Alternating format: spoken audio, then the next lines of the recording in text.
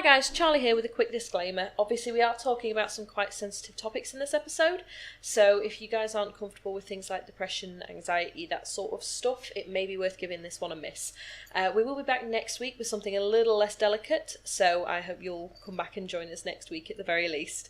I've left the audio quite raw as well, mostly just because I felt it was important for the flow.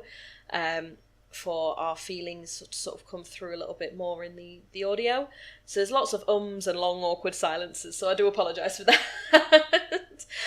But yeah, we will be back next week with something a little less delicate, and I hope you guys will join us then. Otherwise, enjoy the show.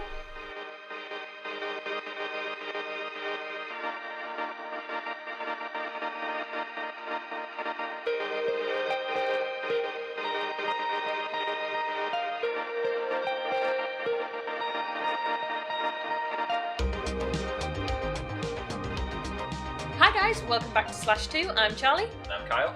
And this week we have a very special guest.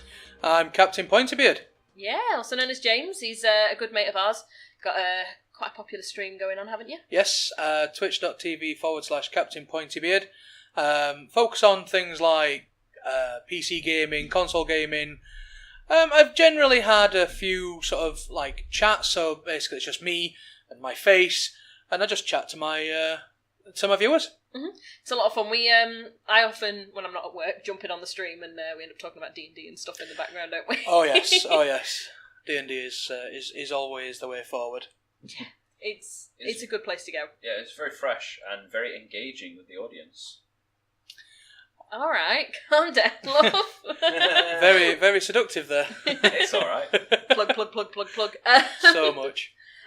But yeah, we've asked James to sit with us for a bit, because you're really open about this topic, and I thought this would be a good one for our first guest appearance. As you guys are probably aware from the title, we're going to be covering mental health in gaming.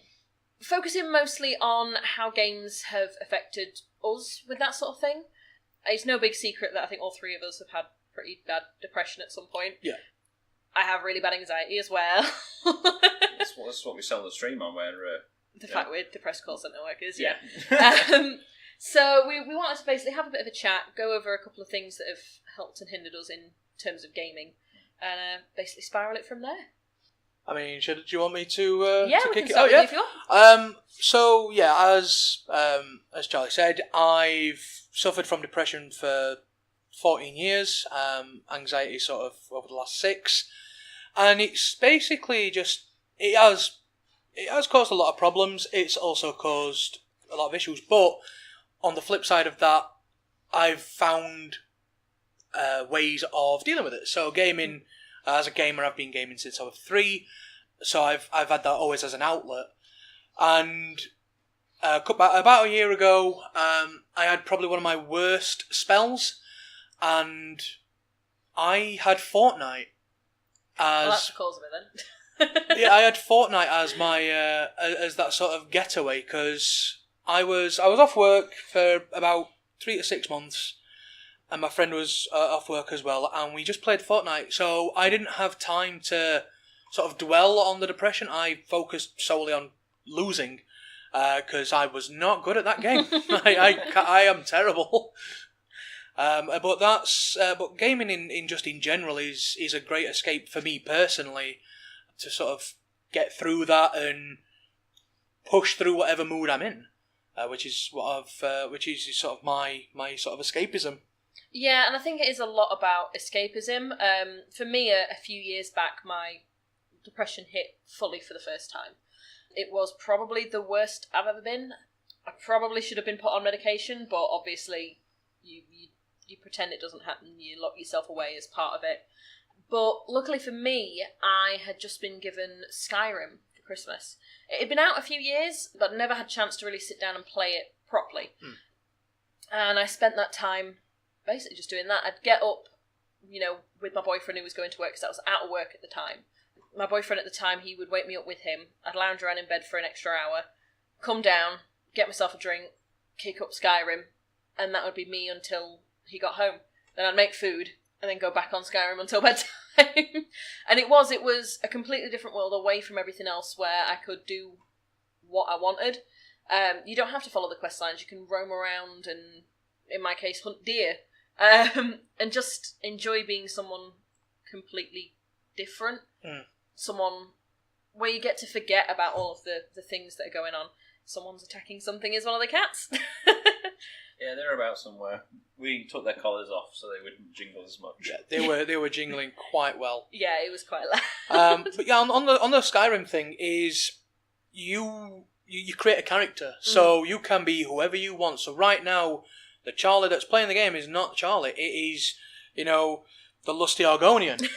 It was my wood elf.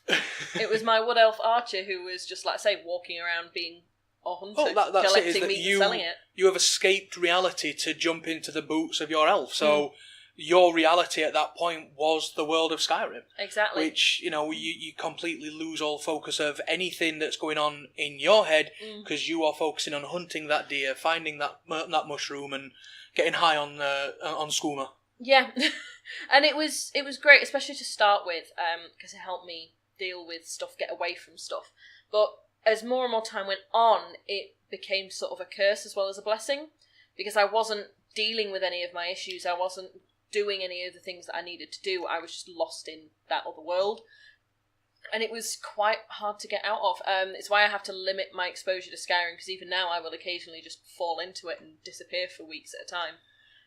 So I have to be very careful at limiting how much I let myself play that game. The void that is Bethesda. Yeah, it's one of the reasons why I mention it so much in our recordings and our episodes, because that game is such a big thing for me, and it, like I say, it has been for the longest time now. Even now, like when they're bringing in more mods for more content, it's just making it bigger and bigger. So it is literally. I just think it's never going to stop expanding. Like Todd Howard, I'm pretty sure he's bringing it out on a toaster next. Well, it's already on Alexa.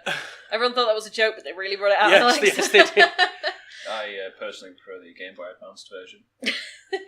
All them sweet pixels. Oh, hell yeah. All four of them. I totally relate to it, though, with the losing yourself in Skyrim. I did the same with World of Warcraft. After I went through, about 2 years ago now, I think it is a pretty nasty split. And I would come home from work or whatever I was doing, and I would forget that, I'd just escape into that world, because being an online MMO, you've got your own community, you've got your own friends on there, so I wouldn't speak to anyone all day. I'd come home from work and log on my computer, and that's when I'd start communicating with people. You weren't no longer that sort of sad actor in an office. I was like Maddox, I was that mage, and we would talk about things in game, and but yeah, it takes a while to pull yourself out of it. Yeah, and I've noticed immediately something with all three games. There's no right or wrong way to play them. They're all open. Like Skyrim and WoW both have quests and goals. Obviously, the end goal of Fortnite is to kill everybody else. Yes. But it's a big open world. You can go anywhere, you can build stuff, you can do your own thing. There's no constraints, which obviously a lot of depression comes from stress and from the sort of ability to not be your brain tells you something that's not real, or that you think completely differently, and you're kind of like, what do I do? So the escape to the games is sort of you shut up, I'm going to focus on something else. Yeah, and not only that, I knew I needed to sit down, I needed to find a job, I needed to go out and do stuff to get over my depression. I had to do things, doing specific tasks that I couldn't bring myself to do. Whereas in, like I say, for me, Skyrim, it's an open world. There's no pressure to do anything. That's what I think ties in all three games. There's no real demand on what you have to do. Unless you're on Fortnite and you're with a squad that's at random, and all of a sudden you just get abused by kids, and you think, what? And then you flash back to the sort of Xbox days, and you think, no, nothing. It was really always changed. like that. Yeah. My mother, she's well known in the community. But games can have the opposite effect. Take for example, Metal Gear Solid 5, Phantom Pain. That's the game that made me realise that I shouldn't be losing myself in games as much as I did back then. So the story of that with Punish Snake, how he has to deal with the loss of his arm, and then eventually the loss of his platoon.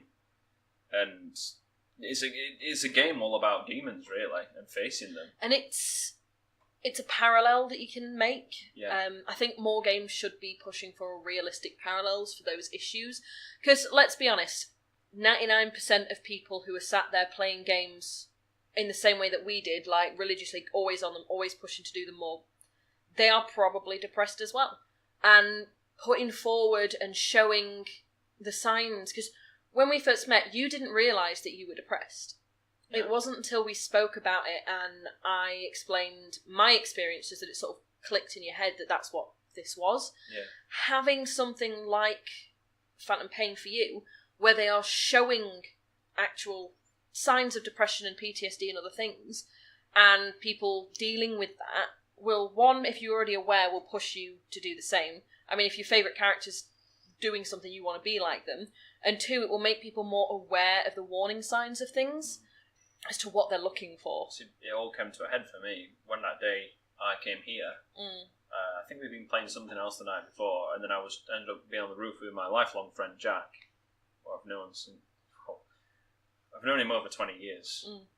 Remember, it's one of the people he's always going to be there. But that long conversation with him and long conversation with you made me realise that I needed to get help. Best thing I ever did. And I was so proud of you for doing that as well. Because it was something, when I was in my deepest pits, I couldn't do it. I didn't do it, and I should have done. People think that asking for help is a bad thing, but that's the depression talking. The depression is telling you that so it can stay. It's a monkey on your back. It doesn't want you to give it up.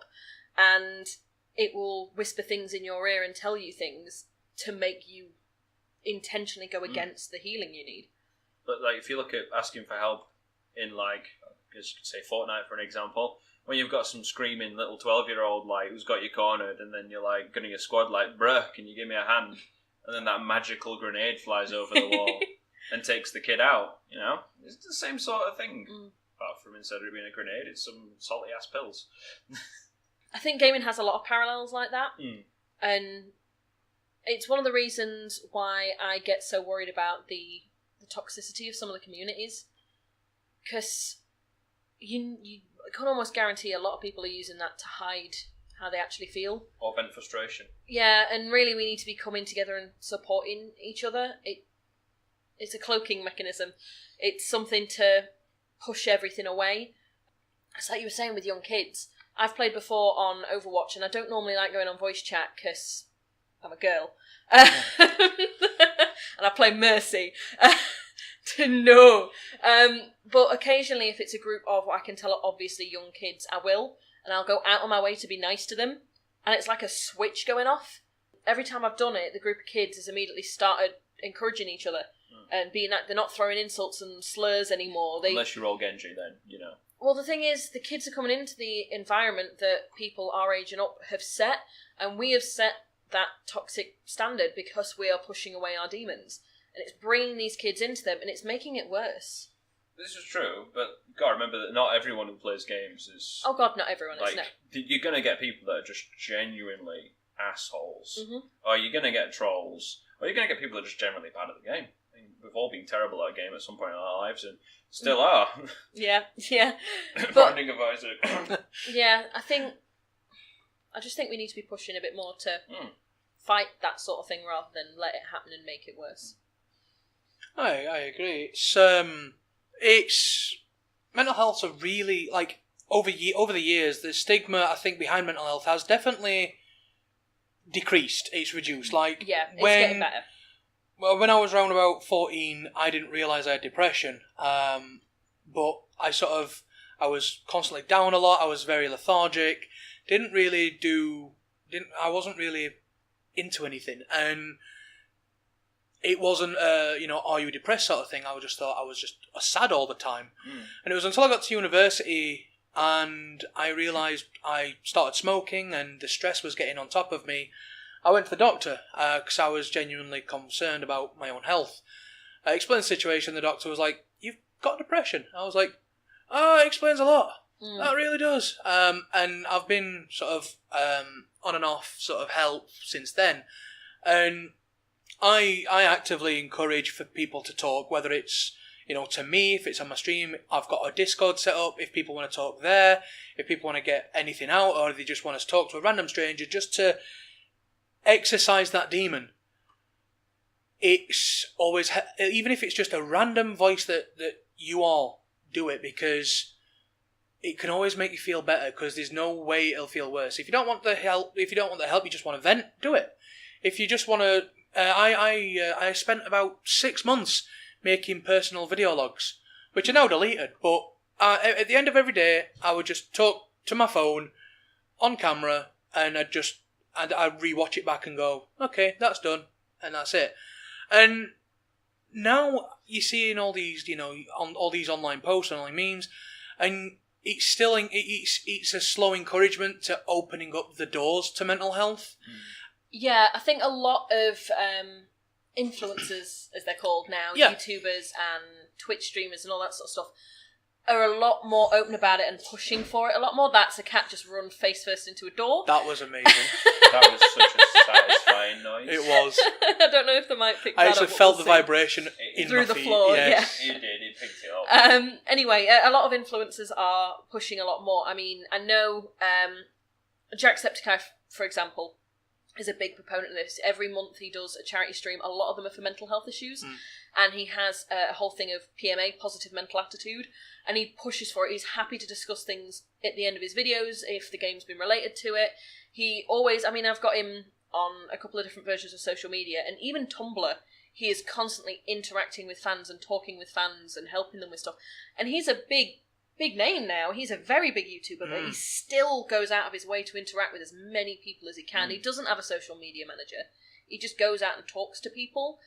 Because, again, I believe he's probably got first-hand experience of it, and he knows what needs to be done. And it's really hard to hear when other people around you are saying, oh, you need to get out more, you need to exercise, you need to do X, Y, and Z, because you don't want to. You think it's useless that they don't understand, but 99% of the time the people telling you that are people who've come out of the other end and actually do genuinely know. But it's just so hard to hear and to push forward with that sort of thing. Like I say, it's incredibly difficult. I count myself as now being pretty much out of it on the average day. I don't see myself as severely depressed anymore on a day-to-day basis. But count can account, I have my days and I have my weeks, and I'm just a wreck. I mean, last night's a great example. Last night I was sat in the living room and I thought I was going to have a panic attack. And there was nothing wrong. There was no stress. There's no pressure about anything. But my anxiety just got the better of me at random. And I remember I was lying in bed last night, wasn't I? And I was saying about how it felt like something bad was about to happen. And there was no explanation. There was no meaning. And the thing that helped most is talking to you about it, having a cuddle, and then a good night's kip. I don't sleep very well. Having a good night's sleep, being allowed to sleep in this morning, I feel amazing. So it's always going to be a fight. I think everyone's going to have some sort of anxiety or stress or depression hit them at some point in their lives, and it's always going to be there to differing degrees.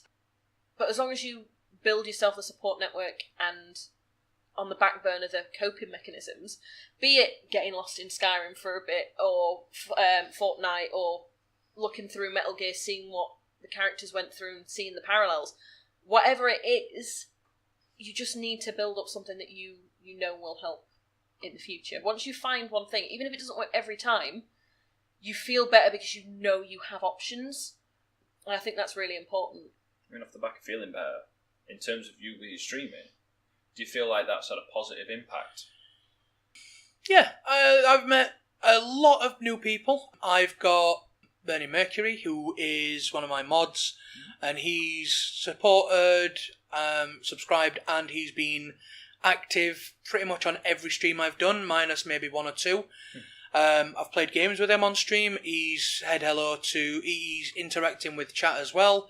And then, I've brought in other people, so there's like Yeeg, there's Cool Taco, there's Adesso, and all these names I'm remembering because they have been either with me since sort of like the beginning, or they've been really active due to me playing certain games. So I think one of the best games I've ever played on a stream, which have been very enjoyable, has been Oxygen Not Included, which is done by, if I remember rightly, Clay Entertainment. I think they're the same guys that did Don't Starve. And you're basically three duplicants, and you wake up on a meteor, and you survive, and you get more duplicates over a period of time. And it is just a base building survival simulation, and it is just so, like, even though it gets hectic at like a sort of late stage where everyone's either throwing up everywhere and dying, or that just sounds like an average Tuesday in the sense. They're running out of food or water, or they're just panicking because they're panicking. And they all come with their own flaws. So some have got narcolepsy, some have got anxiety themselves. They don't dig, and it's sort of, they have traits that we would have at certain points. So you can sometimes not connect, but you can be like, no, I understand why you don't want to build, because you're weak, or I can understand why you do this or that. So and it's like, I've chatted so much to the mainly Cool Taco and Adesso about this game, and there are times when, if you check my social medias, I'll be like, I'm not streaming today, I'm having a bad mental health day, and unfortunately that has been quite prominent over since Christmas, and I have got a doctor's appointment booked to sort of get further help, but I am looking at increasing my streams more, so maybe going from 3 days a week to pushing 4, maybe 5, and starting to just build it up more. I've nearly hit, I hit around about 9 to 10 subscribers a month, and just that alone, the fact that I've got all these people, even though some people might be like, no, that's not much, but that's, to me, 9-10 people that are actively saying, hey, you're doing a really good job, here's $5, and I'm like, no, it's really polite, that's kind, and it sort of pushes me like that little bit further, because I'm getting all these followers. I'm part of like a streaming group, so they support you as well, and it's just sort of like, on a really good day, I feel really, I'm gonna say, like, so ironically, but I feel blessed. The reason being is that I'm now getting sort of an average of like 5-6 people that are joining my stream to just watch and chat. And I'll happily chat with them. Yeah. I've got people jumping onto the Discord and actively putting stuff into like a meme.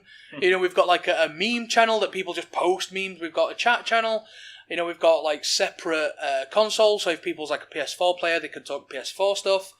And it just sort of, there are days when I am feeling so happy because I'm on camera, I'm chatting to people, I'm enjoying the game, and it's just, I don't have any time to think about me at that time because I'm thinking about everything else. And if at the end of a really good stream I finish, I'm normally quite chipper for the rest of the evening, which is, it helps get yourself out of your own head. Yeah. Gets you, because I think sometimes you sort of forget, you tune out that there's a whole world around you. Other than the fact that, the world's moving around without me, I don't even matter, blah, blah, blah. Having something like that where you can then interact with the world around you, and with complete strangers especially, it gives you a sense of your place in the world again. Like I say, it gets you out of your head, and it puts you feeling more at rights with the world in general, which I think is a huge, huge help for people. I mean, on the back of sort of, like you said, interacting with people, it's really weird because this is sort of an idea of how I am at the moment, is that it's the first time I've left the house actively in the month, just because it's been getting that bad, and I still feel like my streaming is helping because I'm interacting with people. Now, I don't the general public outside is a terrifying concept. I have really bad social anxiety and just bad in general. But due to my experience in the call centre, because I used to work at the same call centre as Kyle and Charlie, being on the phone to someone is less terrifying than talking to someone in person, which... There's a disconnect. Yeah, whereas normally it's people have more fear on the phone than like speak to someone. Like I could easily happily order food, but I don't want to order food. I'll use the app, and I'm like, I'll happily just do it on the phone. So streaming to me is that sort of disconnection where there are people there, but there's not people there. Yeah. And that sort of, I think that helps me a lot, is that I can interact with people on my terms rather than being forced into a social interaction. Which I think is important. Like, no two people are going to have the same coping mechanisms. No two people are going to have the same... I mean, I never know whether to call myself an introvert or an extrovert. because it entirely depends on the situation. But sometimes when my depression is the worst, I need to get out. I have to be out of the house. I have to be talking to people face to face and seeing other people. I know you, Carl, struggle with us doing that sometimes because, like, people from work will be going to the pub. And I'll be like, yes, I need this. I need to go and I need to sit and chat with people. And, yeah, whether we drink or not, just sit and be out and be with others. And because the difference between introvert and extrovert is whether being with people drains or refills your batteries. For me, it entirely depends on the people and the situation. In those situations, it refills my batteries. I feel a lot better. But I know it does the opposite. You really struggle, especially with that sort of interaction. It's not where you're comfortable. No, and most of the time I'm just craving going home and playing a video game. Yeah. I have a Steam library of like 300-400 games I'm trying to get through. So sometimes by the end of the day, I'm like, I don't want to talk to anyone anymore. I want to sit in my pants and play a game. Even if he's already been doing that all day. Yeah, I'll continue to sit in my pants and play games. But on the other hand, you're always the first to go, oh, do you want to go up to your mum's?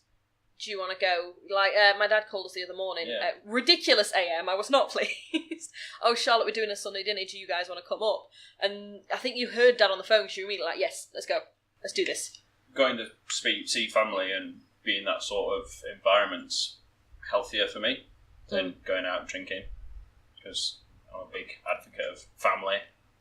I've spent a lot of time with mine, and I enjoy hanging around with your family. They're a laugh. They're fun. Crazy. That's the word he's looking for. Crazy. Interesting selection of characters. Yeah, I mean, I think it's always important to have people that you're comfortable around, that you're comfortable to talk to, even if it's not like best mates and blah blah blah blah blah. It's just important to talk. Like I say, extrovert or introvert, that's the important part. On the flip side of all that, we're fortunate enough to all have friends that are either going through or have been through or are about to go through, God forbid, what we've currently been going through. I'm sorry if there was a sudden loud noise there. The cat just smacked the microphone. Yeah, I have a Luna on my lap. She's currently set to vibrate because she's excited because of all the laps to sit on. Oh, please don't hit the mic. And again, it's okay. She'll settle down. Cats are a big help. Yeah. I mentioned to James before, when I was in my worst, when I was on my own, I didn't have a lot of friends. Having cats, having pets that are a reason to get up in the morning, or a reason to do anything, that really helps. I mean, they've done studies anyway that prove that simply petting a soft furry animal or whatever you've got, having a pet, increases, chemical levels in your brain, makes you happier in general. But just I couldn't lay in bed for 14 hours and not do anything because the cats needed to be fed. It wasn't fair on them to suffer just because I was in a terrible place. That's not fair to do. So I think having pets, even if it's just a fish or a lizard or something, it doesn't have to be something cute and cuddly. Having a reason outside yourself is really important. Hell yeah. I think I'd probably try and help by dragging you out of bed earlier than you'd probably like. Yeah, Carl's a morning person, I'm really not. The thing is, once you're awake and I've fed you and watered you, you're ready to go with the day. Mm-hmm. And once I'm awake, I am awake. But getting me awake is the point. The air on is on order. I have trouble sleeping. It's something that adds to depression and anxiety and stuff. But once I'm out like a light. Like, you can't touch me. And we have an app for monitoring sleep. Yes. And may I? Mm-hmm. We found out from the app that I talk in my sleep, and apparently I don't like blimps. Yeah, he doesn't like blimps at all. Advertising blimps, to be specific. Yes. I have the recording somewhere. Basically, you just rolled over in the middle of the night and woke me up going, my least favourite. I just go, what? Like, because I'm asleep. And you go, don't like them, the flying Zeppelin things. What are you talking about? Don't like it when they advertise on them, Charlotte. I'm like, alright, I guess. Are you awake right now? This is just a glimpse into my mind. That is beautiful. I'm surprised I've not woke up yet, like, reeing at someone. Yeah. If anyone's interested in that, it's Sleep for Android. It's really simple. I've got the free version. I can only record every other night now. See, we were originally using it obviously for your sleep, but I was using it to see who was farting in the night. It's never picked up a fart. It's picked up us both snoring, but it's never picked up a fart. It's bullshit, because I've woke myself up with a fart. I mean, speaking of apps, I unfortunately have tinnitus. Ooh. So it's constantly ringing. And I've now had to get to the point where I've got my air conditioning unit blowing, I have an app called White Noise Machine Generator, and I thought, the free version's cool. And it was like, if you buy the full version, you get access to this massive library. So I bought it for like 99 pence, and I've now set up our own mix, so I've now got like a lightning storm in the background, with a guy just saying, here's how to meditate, and he's so relaxing, like that guy's voice. He's almost on par with Morgan Freeman. Wow. And then I've got like my heavy metal music playing as well, so I've got all three just in and it's wonderful. But that sleep app, I might have to get it, because I want to sleep. Sleep's really good as well, because it does have some noises that you can have on as well. So you can have wave sounds, you can have lightning storms in the distance, rain and blah blah blah. But it's the comfiest. It's just very, very quiet, faint in the background. But something I realised is I don't really have a lot, if any, some nights REM sleep, which is why I'm always so tired and have so much trouble getting up. It's because my brain hasn't rested that night. And that's obviously probably adding to things like anxiety. You burnt out a bit. I burn out quite often, and that's probably not helping. I have plenty of deep sleep to rest my body, but not enough REM to rest my brain. So making yourself more aware of these things, like, we are so lucky that we live in the age of technology that lets you do that. Now I'm aware of it, and I can get a backlog, a history. I can go to a doctor and say, this is the issue I'm having. This is the problem. I've had sleep issues, you can see, since I was 12 years old. Since before that, I had severe night terrors as a child, from the ages of 3 to 7. I would have the same 2 dreams over and over, and I physically could not wake up or be woken from them until they ended with my death. My parents would throw ice water on me, they would shake me, they would scream, and I could not wake up. I was just thrashing and screaming in my sleep. Then from 7 to 12, I just didn't dream. I would close my eyes and I would wake up and it'd be the morning. That would be it. There was nothingness. And when I started dreaming again, I think the issue is that my brain expects it to go back into that cycle of night terrors. Because I taught myself out of them by immediately succumbing to death. Basically, that's how I could end it early and I could wake up again. So knowing that that's where it comes from, I did speak to a doctor when I was younger who gave me some sleeping tablets, but they decided not to keep me on them because there's a high chance of getting addicted, and I was a kid. And I was basically told, just deal with it. Sleep gummies. But now I know a lot more about what it's about, I can get it dealt with, and that's the thing with all these apps, with meditation apps, with, one of the girls on my Facebook feed has been very open about her depression. She's a comedian. Girl I went to school with, and there's an app that she's testing at the moment where it's an AI that you talk to. And it's designed to be basically an AI therapist. Something you're comfortable talking to that will direct you to local help centres and crisis centres if need be, but it will help you talk through your issues, set goals, talk about things that you don't feel comfortable with talking about a human, because it's not a human, it's something completely... It acts like one, but it's detached. You know, it's not making any assumptions about you because it physically can't. And she's having a lot of fun with that one. It's got, let's say, several different meditation activities and things you can do. And it sounds really good. Once it comes out properly, I'll have to get the name and plug, because it sounds really good. I've experienced something very similar. It was like an AI friend, and it was like, you were on your phone and you messaged it, so you chatted to it, and it was like, oh hi, and it got to know you, and then it got to learn about you. Was it the eggs? Oh no, it was just a random bot. It was so weird, and it was like, in the morning I'd wake up and it'd message me because it goes on your activity. So if you went on your phone, like you unlocked it, it'd know, so it'd then message you going, hey, how are you? So then I reply going, I'm not feeling great, or I'm quite tired, and it's like, oh, well, is any reason? Do you want to talk about it? And it was just intelligent, and it scared me a little bit because it became knowledgeable. Yeah. And I was like, no, this needs to go away. Yeah, it can be scary with AI stuff, but on the other hand, if you're looking at mental health issues especially, it's great because it has that detachment. Yeah. Japan do actually have something in regards to this with the AIs. I always forget the actual name. I was just flicking through my phone now to see if I can find it. But essentially, imagine like Alexa, if you would, or something similar. But it's a hologram. And it can text you, it can control your home, it can do all kinds of crazy stuff. Gatebox, that's what it's called. And it's essentially like having a VI maid / companion, and it'll put the heating on for you when you get home, it'll text you to let you know that your Amazon delivery's arrived, and you can have conversations with it, and like some lonely, depressed salarymen in Japan see it as sort of like a companion. It's really interesting. And I can see the look on James's face of, I'm going to try and find this later.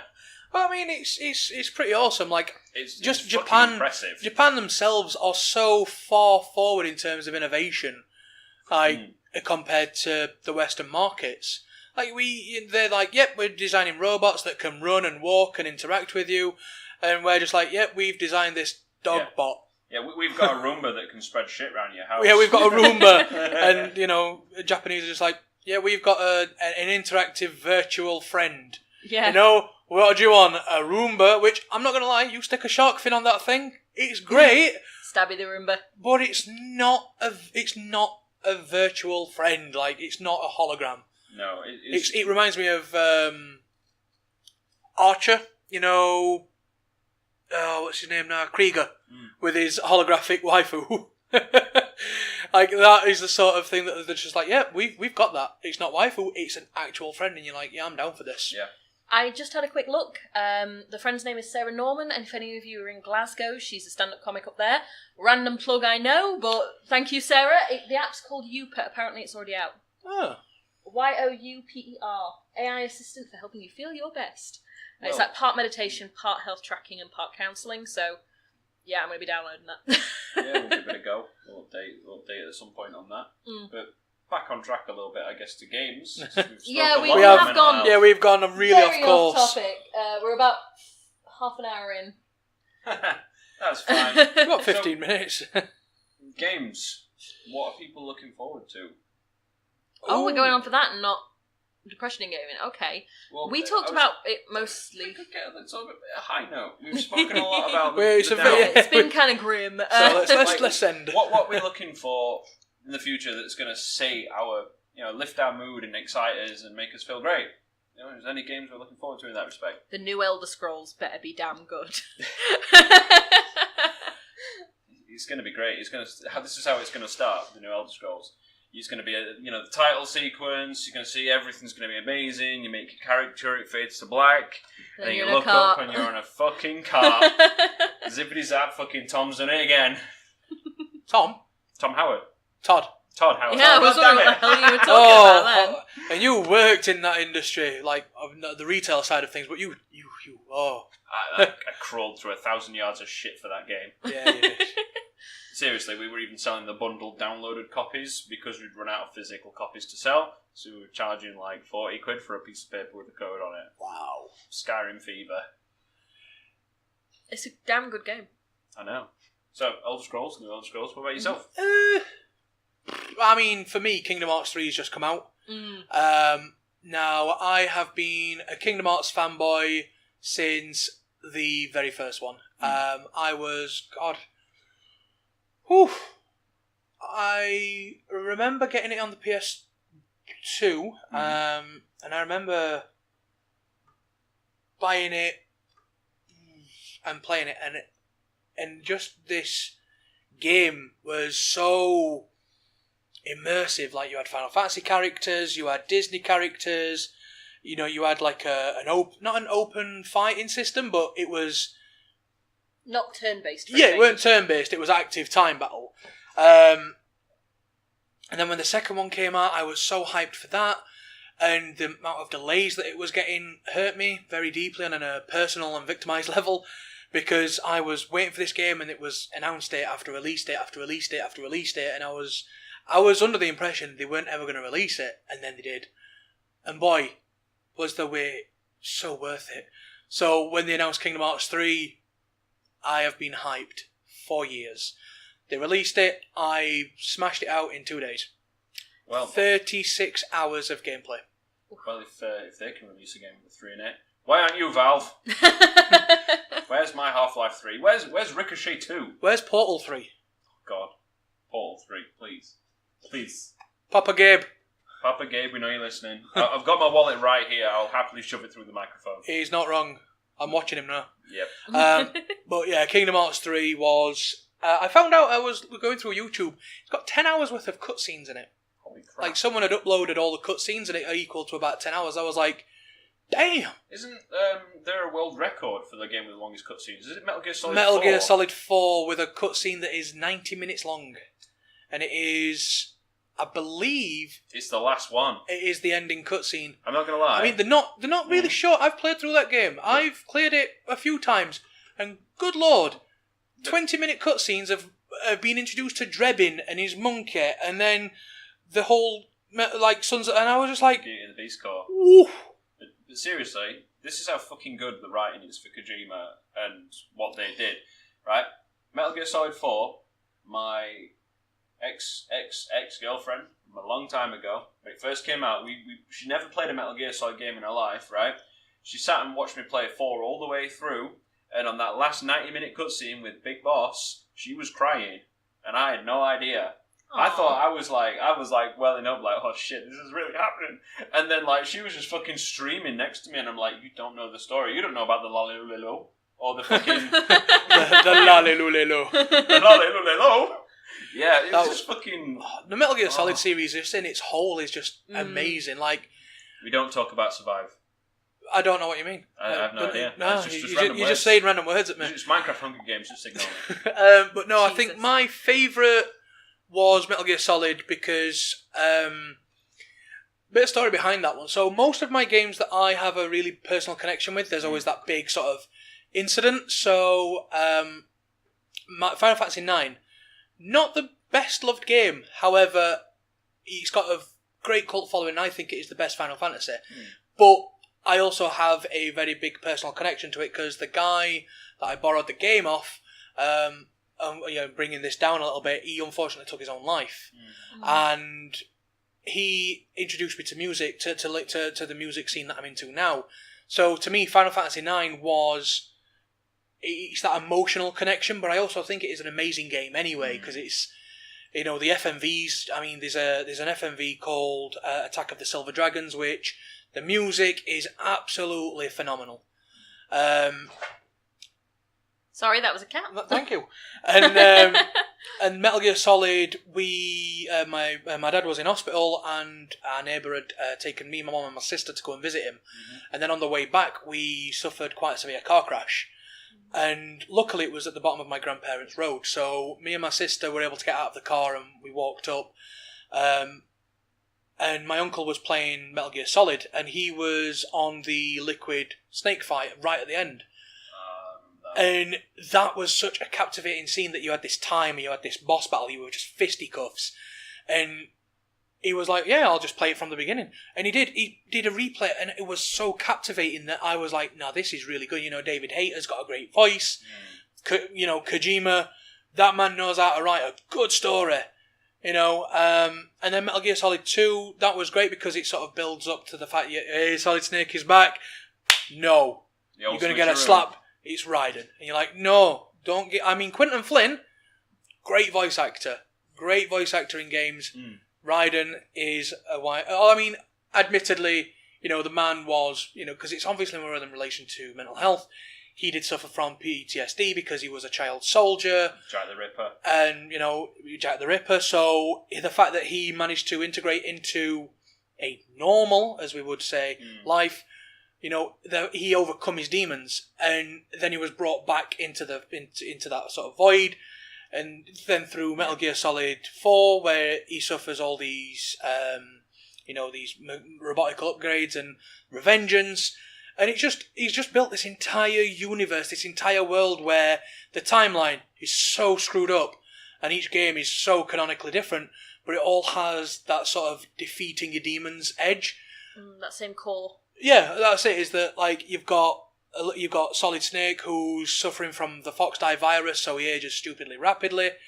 You've got Meryl, who an Otacon, so you've got Meryl, who's a hardened, soldier. And she has to let go in the end because she clung to that almost romanticised image of her and Snake getting old together. Yeah. And then Johnny comes along. Oh, with Johnny horrendous shitpants. diarrhea. That is so great because he was like, I've not injected myself with nanomachines, and unfortunately it just makes him really ill all the time, but it's that saves him. Yeah, he saves Snake as well. Yeah.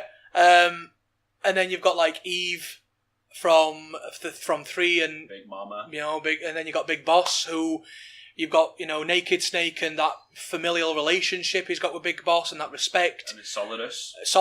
And it's just the fact that all these characters are entwined somehow, and they've all got their own demons to tackle, but they've also got the demons of other people to either tackle or help with, and it just sort of builds that sort of that web where you can connect it and go, oh, and it's just so immersive. And I think the Metal Gear series is amazing, and what Konami did to Kojima is just unforgivable. It really is. Pachinko is not worth it. But the last thing I'll say on Metal Gear in regards to mental health, you've played 5, haven't you?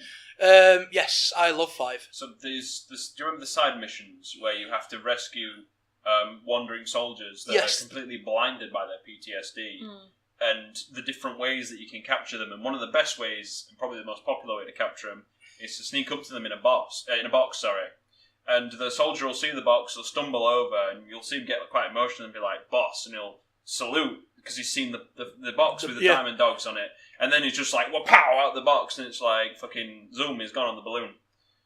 Stuff like that, it's really cool. Because, as that, like, it's such a menial thing to someone, but if you think about the aspect of it, is that suffering from PTSD, his last happy thought was, Big Boss and the Diamond Dogs, and he's now currently wandering in a desert blinded by, the PTSD. So he's having that flashback to Big Boss screwing about in a cardboard box, because who didn't do that in MGS? That was his signature. It was the thing. I've got a cardboard. The fact that when it got wet in number 2 and it just dissolved. So this guy, he sees a box, he instantly, goes back to, he instantly goes back to that moment where he's saluting his boss in a box, and it sort of makes him really happy, and that's it. Is that Cat. I just got attacked. I just literally got boxed in the face. She does that. I apologise for that, people. Yeah, it's all right. Luna's eyeing her up and is about to attack. So, it focuses hard on that, on the recovery and healing of people suffering from their demons. But no, Metal Gear is a really well written series, and I'm definitely looking forward to Death Stranding as well by Kojima to see where that goes. But we're running a little short for time now, guys. Sort of had a bit of a ramble there, but we just wanted to do one last plug. Obviously, thank you for listening, guys. Obviously, /2's on everywhere. You all know that already. James, do you want to... I'll put links to everything below, but... Yes, twitch.tv/Captain Pointybeard, at Captain Pointybeard for Twitter, Facebook, Instagram. I might even make a Snapchat where, if you join the social medias, you will see the post I've put up while I'm being here. I plug /2 myself, so I've started my stream. So at the start, I have chat cam, so it's just my face, chat box, and the /2 logo at the bottom corner. As a quick plug. And I stream every Wednesday, Thursday, and Friday at 5 PM GMT till 8 PM GMT. So jump in, have a chat, have a laugh, comment, subscribe, follow, do the fandango. I genuinely, you do you, But coming and even if it's just to listen to me, like I've got friends that just lurk and they just go, "Yeah, you're really relaxing to listen to." I'll just chat. I mean, I'll take over this podcast and it's mine now. Look at me. I am the podcaster now. Just jump in and happily chat away. I'll happily interact with you. Yeah, and we'll definitely have you back on at some point anyway. Yeah, and maybe we could, all play a game and we'll just stream a game at some point. Yeah. Yeah. Like I say, we keep meaning to start streaming at some point. We were organised as fuck on Overcooked earlier. Yes, we did very well on Overcooked. We should stream that together. That was... Spicy meatball. No. These were... what were we doing? Spaghetti. It was spaghetti. It was macaroni and tomatoes or macaroni and beef. Yeah, or mushrooms. Or mushrooms. And sushi. Yeah. And I kept getting run over by a car. Fuck the magic levels. Oh, them magic levels are insane. We had no idea that we had to make pancakes with these mixers. It took us about 20 minutes. And they're trying to chop eggs and just throw the whole egg into... Oh, it was just a nightmare. And the stairs disappeared and we all fell off. But next week, we're going to be covering world building. Yeah. So look forward to that. We're going to be looking at how other games do it and how, from a D&D perspective mostly, how to do world building, how to get other people involved in it. You've recently managed to put in a bit of world building towards the campaign that I run haven't you? Put through a little bit of lore, so that's going to be fun to talk about. And on the cast of that, this week's advice. Basically, when you're world building, you need to think about realistic, but not in the way you're thinking. So it's not that, you have to think about, every little detail. More, if you've got a city, and it's this big, sprawling, beautiful city, think about the small things like how they get their food, how they get rid of waste. That sort of thing. It just fleshes things out, makes it more real. It gives you somewhere to go as well, an altar. Or even like local cuisine, just like... Yeah, like favourite dishes and stuff locally. Sideways cake or something stupid. But someone might... That could start a whole quest line off. Yeah, because you never know where your players are going to go. So having little things like that, skeletons planned out... Gives the DM some breathing room. It gives you a lot of breathing room. Just don't convince your people to make a cake of pickles, because no one appreciates that. Do you want to quickly explain that before we close off? One of my D&D characters was a noble, so he's never really cooked for himself, and he wanted to find out how the commoners ate. And unfortunately, one of our other player characters managed to successfully roll a persuasion to convince me that there was a tradition of baking pickles into cakes. And apparently it did not taste well, and everyone took 2 hit points of damage. A terrible cook making cake out of pickles. Yeah, it's not going to go well. Oh, no. But we'll leave it there for this week, guys. Thanks very much for listening again. As always, appreciate it. Thank you for having me on. And that's twitch.tv/Captain Pointybeard. And we'll speak to you guys soon. Bye.